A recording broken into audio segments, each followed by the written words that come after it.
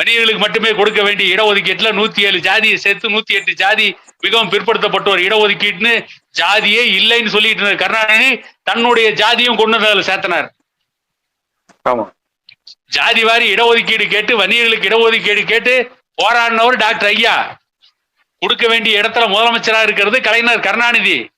அங்க கருணாநிதி கேட்டார் பாருங்க டாக்டர் ஐயா கிட்ட, ஏன் ஜாதிக்கு இடஒதுக்கீடு இல்லையான்னு.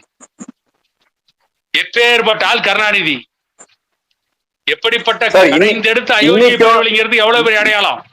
இன்னைக்கும் வன்னியர்களுக்கான இடஒதுக்கீடு தடுக்கிறது. சொல்லுங்க சார், சொல்லுங்க சொல்லுங்க.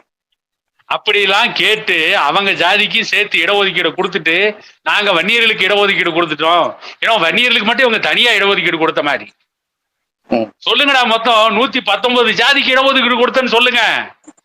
சொல்லி பாரு, 118 ஜாதி உங்களை கழட்டிக்கிட்டு அடிப்பான்.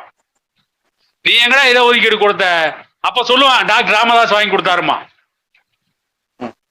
நீங்க சொல்லுங்க, வன்னியர்களுக்கு இடஒதுக்கீடு கொடுத்தா வன்னியர்களுக்கு இடஒதுக்கீடு கொடுத்தாரு தொடர்ந்து பொய்ய பேசிட்டு இருக்கீங்களே திமுக. சொல்லுங்க, 119 ஜாதிக்கு இடஒதுக்கீடு கொடுத்தேன்னு சொல்லுங்க. அப்படி சொல்லுங்க, நாங்க ஏத்துக்கிறோம். அப்ப தெரியும் வன்னியர்களுக்கும் திமுக எவ்வளவு பெரிய அயோக்கியத்தனத்தை பண்ணியிருக்காங்க.